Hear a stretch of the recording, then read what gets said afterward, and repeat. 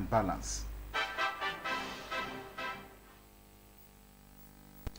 You are still watching This Morning on ITV. It is the first discussion segment. Here, as usual, we'll take a look at the aviation, where we'll continue with what we discussed last week, talking about bird strike. It is the part 3 of that discussion. And I have with me your regular, of course, the aviation freak, a non-pilot who teaches pilots on what they need to know about aircraft. He also doubles as an estate surveyor and valuer, Mr. Godwin Ike. Very good morning to you. Hi, good morning, Joe. Good morning. How- You're welcome. How was the weekend? Oh, wonderful, wonderful, Joe, wonderful. Dear viewers, please welcome to the program. Yeah, cool. Quickly, we start with the continuation of what we had last week, which is bird strike. It looks simple, but it's terribly technical, if I should use that word, because it brings down an aircraft if it is not addressed immediately. It condemns the engine, and so the need for aviation sector and, of course, all the airports to have wildlife management so that they can either use the lethal method or the non-lethal method. All right. All right, Joe, you're really following, and I'm so thrilled. I can't believe how much you've acquired, so soon and so short a time. That's really very encouraging. Yes. Very encouraging. Well, my dear viewers,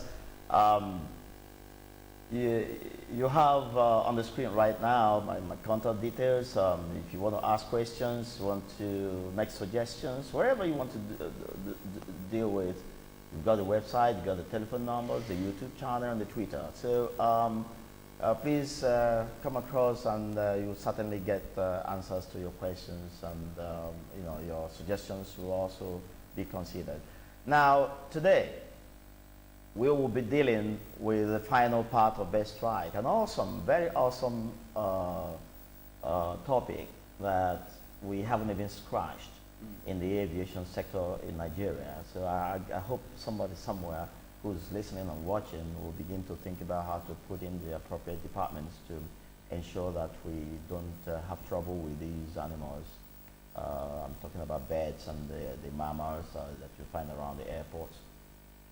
So we'll be doing dealing with the leader aspect of controlling the birds. Last week we dealt with the non-leader, and then of course we're going to see the conclusion of this by giving you some of the very remarkable incidents caused by bird strikes. So let's quickly run to clip 1. So that we'll take it from there. Here we go, Joe. Clip 1. Leader management. And of course, when you talk about leader, you're talking about those management processes that will kill, that will take away the lives of the animals, as against discouraging them from coming around, which is the non-leader. So there are 2 categories of leader wildlife control on airports. Number 1 is reinforcement of other non-lethal methods. We're going to see that a little bit later. The number 2 is population control. Take a look at that photograph, Joe. Do you see that huge bird, the kind of gaping hole he made on the body of the aircraft? That will tell you the kind of impact. We're going to see the formula that will tell you the forces that act and how these impacts are made on airplanes. What kind of bird is that? That looks like either a vulture or an eagle, but it was a huge one, and the impact was really at terrible speed. It broke through the body of the aircraft. And remember, the alloy these aircraft are made of are virtually indestructible. They are very strong. So for that impact to open it up, then you can imagine the force. So let's go to clip 2, please, very quickly. Clip 2.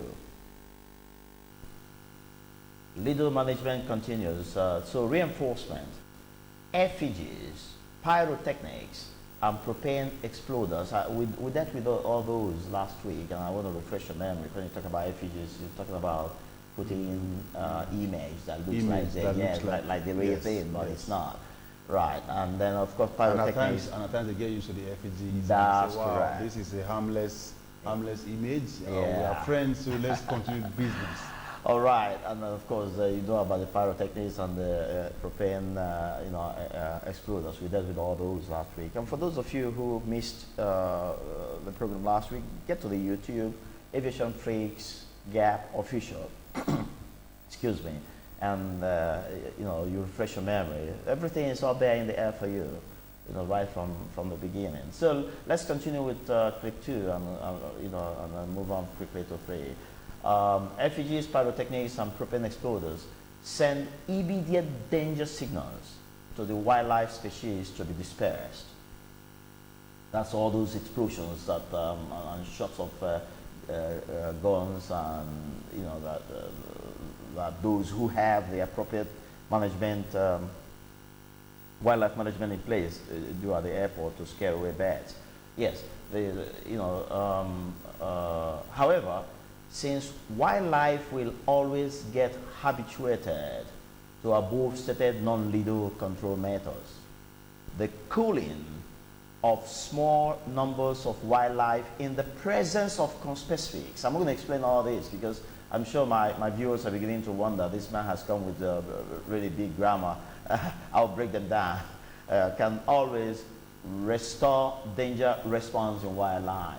When you talk about culling, it's about where you have an assembly of animals. You right in the presence of them, you take a few and slaughter them. They make a whole lot of impact on the animals. When you take a few and slaughter them in the presence of those other animals, it scares the rest away. It scares them. So that's what you mean by culling of small numbers of wildlife in the presence of conspecifics. And conspecifics, like you well know, simply means the likes of those those animals. So if you have them assembled somewhere and you're able to pick up a few and slaughter them right in front of the others, you send a wrong signal to the rest of them. And the likelihood is that they are going to leave that environment and say, come on, this environment is not safe and it's not friendly. We can't be here. No matter the amount of food you have in place for them, they never come back there. So that's how, that's so what. culling works that way. That's right. That's right. So clip 3, please. Clip 3. Population control is another legal management process. Studies have shown that legal wildlife control is needed to control population of species.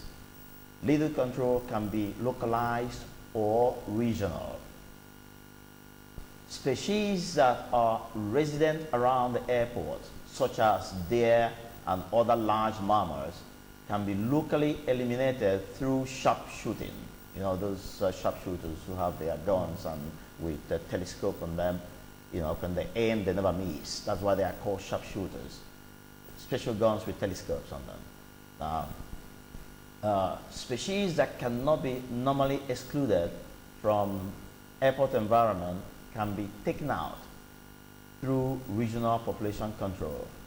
Now, regional population control involves stationing sharpshooters to take down bird species that overfly the airport to other feeding. That word is other. It's a typographical error there, so please, my dear viewers, correct. It is supposed to be O-T-H-E-R. Okay. To other feeding sites by sharply reducing their population. Risk of having them collide with landing or taking off airplanes will be reduced. So usually you have these, transient birds that, fly across, going to feeding sites, and maybe their flight path, overflies the airport environment, and especially when they come in flocks. It's quite, you're going to see one of the photographs there when an airplane was coming into land and just went into a flock of birds, over 200-300 of them. It's amazing. You're going to see that.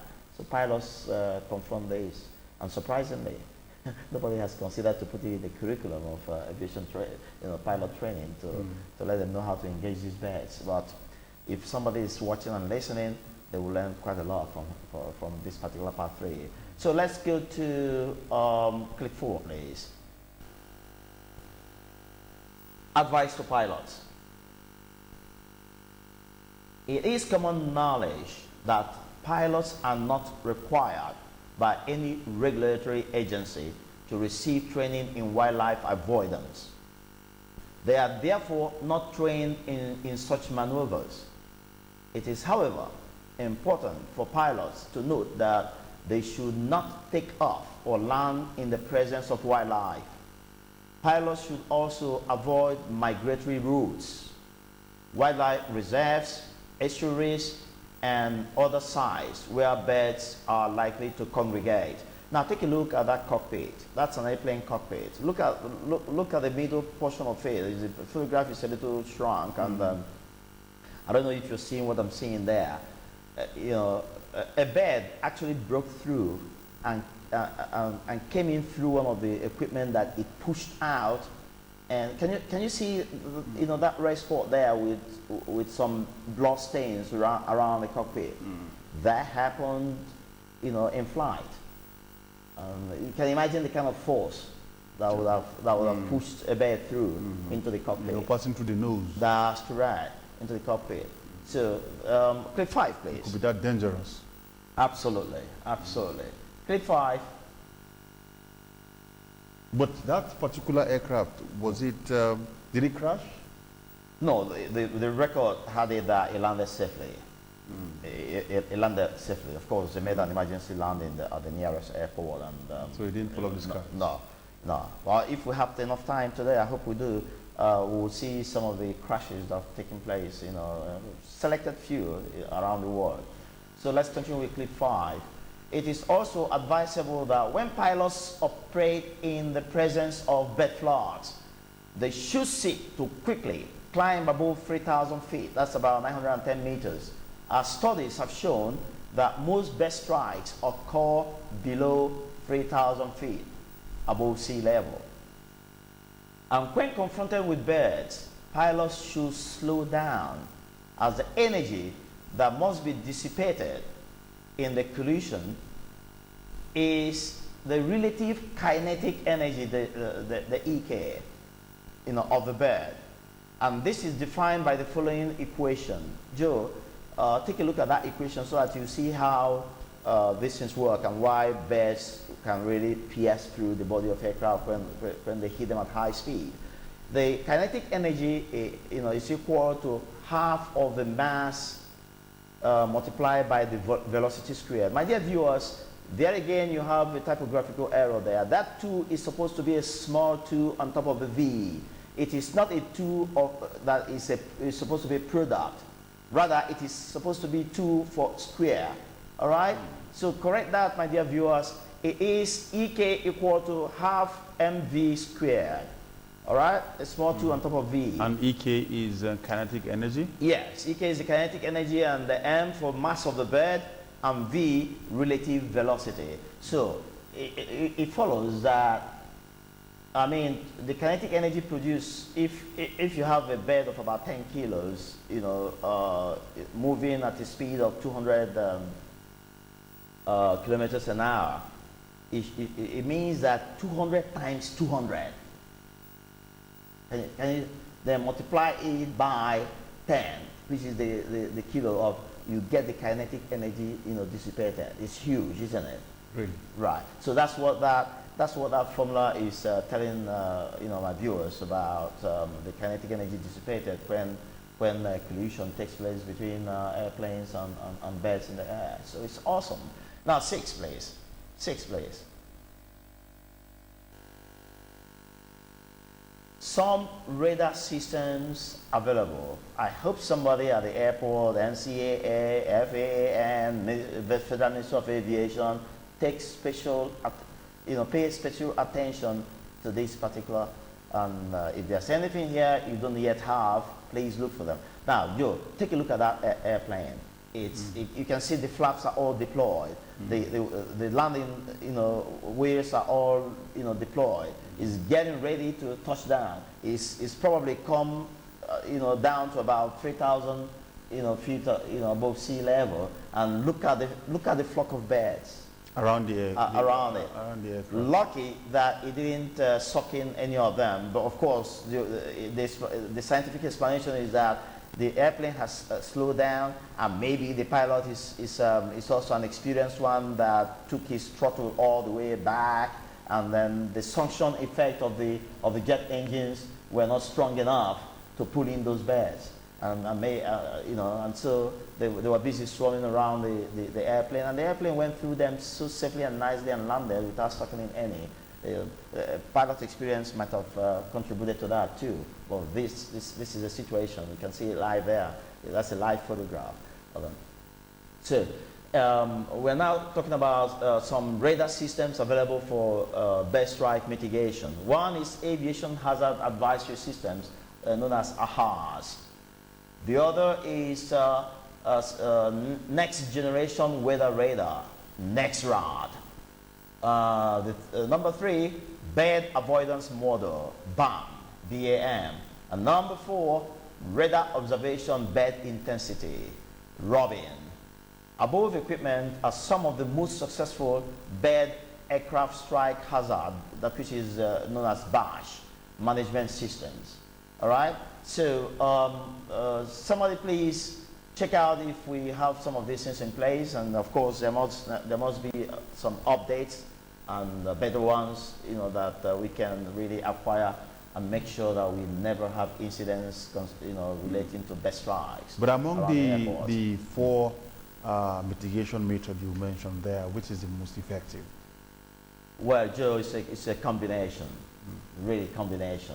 You can't pin your finger on any being more effective because these animals habituate very easily, and so you combine. When they habituate to this, you introduce the other, and then you get them the more confused. The important thing is to keep them out of the way, that's the important thing, Joe. Right. So clip 7, please. History of aviation bird strike incidents. Joe, these are selected, interesting incidents that have happened around the world in the past couple of years.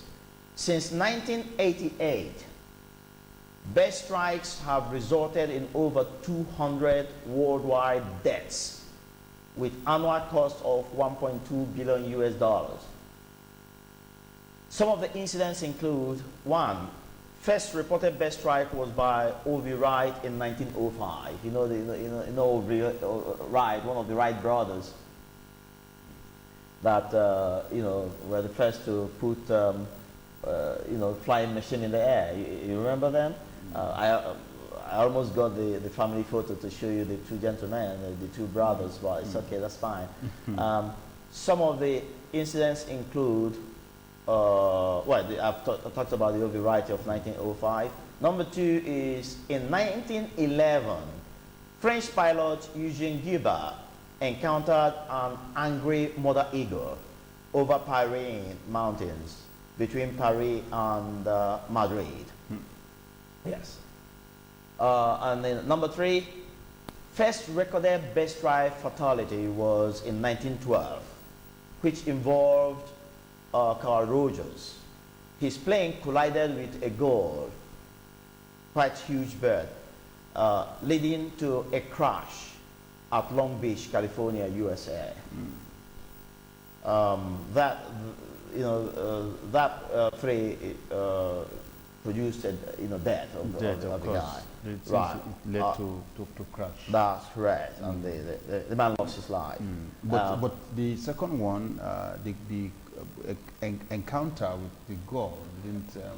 No, the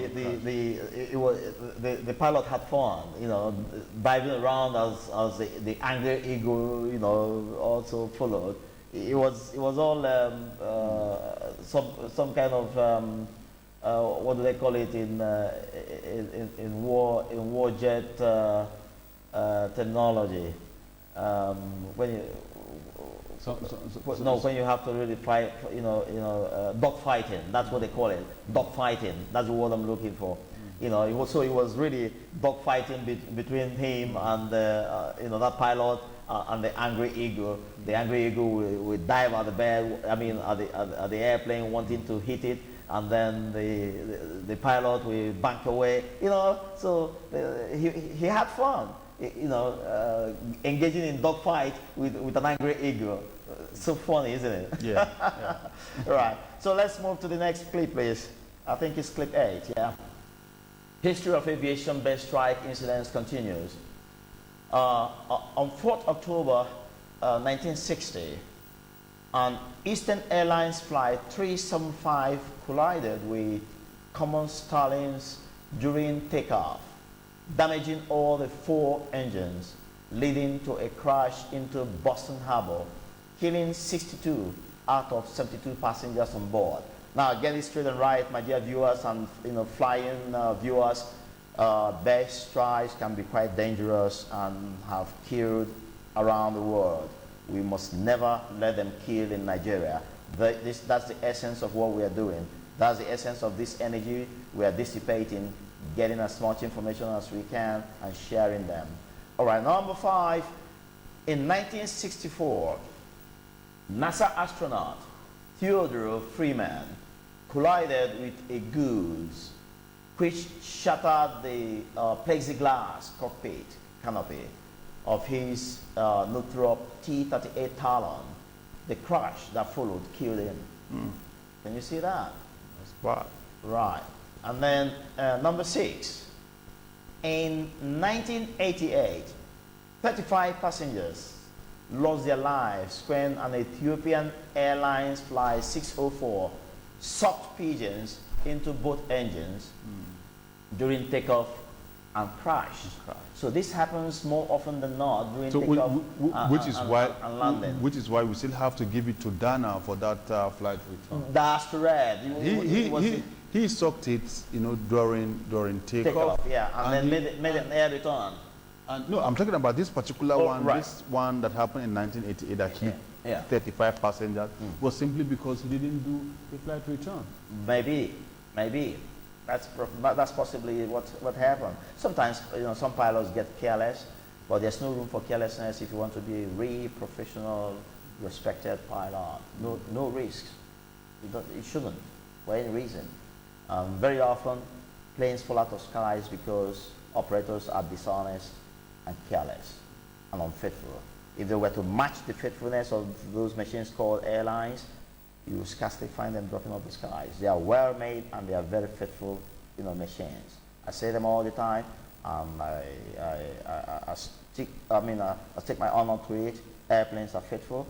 Operators must match the faithfulness of airplanes in order to keep us all safe in the air. Now, move to the next clip very quickly. Let's quickly round up as quickly as we can. We continue with history. Number 7. In 1995, all 10 people on board lost their lives when a Dassault Falcon 20 crashed at a Paris airport after sucking lapwings into an engine and crashing. 8. On September 22nd, 1995, all 24 crew members on board of a U.S. Air Force Boeing E-3 Sentry AWACS. AWACS is Airborne Warning and Control Systems aircraft, all right? Which crashed shortly after takeoff from the El Mendov and died, of course. The aircraft lost power in both engines after the engines ingested several Canada geese during takeoff. 9. On November 28, 2004, the nose landing gear of KLM Flight 1673, a Boeing 737-400, struck a bed during takeoff at Amsterdam Airport, Schiphol.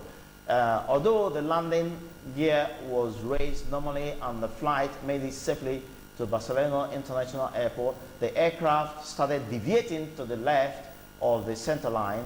In spite of all control inputs aimed at keeping it on track, the plane veered off the runway and crashed. But all 140 passengers were rescued. You know, that's beginning on the screen. That's good news. 10, please. 10 very quickly. 10, right. In April 2007, Thomson Fly Boeing 757 from Manchester Airport to Lanzarote Airport collided with a bed which was ingested by the starboard engine. The plane made an air return to Manchester Airport and landed safely. During a launch on July 26, 2005, the Space Shuttle Discovery hit a vulture. No obvious damage was recorded as collision took place at low speed. On November 10, 2008, Ryanair Flight 4102 from Frankfurt to Rome made an emergency landing in Ciampino Airport after multiple bed strikes caused bed engines to fail. All engines were, or rather, all passengers were safely evacuated. 11 quickly. 11, let's round up. 11. Take a look at those pictures. You can see, you know, what's happened there, and look at the effect on the inside of that helicopter. Okay, now because of time, all this information that you have doled out, no doubt, is very, very expensive, and with the history of bed strike that you have given us, those that survived and those that died, you know, that the 35 people that died in 1988. And of course, we have also from the last clip what collusion with bed can't really cause, even if it didn't result to crash. While you talk, let them just be flashing to the last clip of 12 as you talk. Yes. Keep the flash of clip 12 for our viewers to read through while we are talking. Even it didn't lead to crash, but can, you know, cause severe damage. Now, from what we have seen and what you have said so far, what advice will you give to the federal government to ensure that this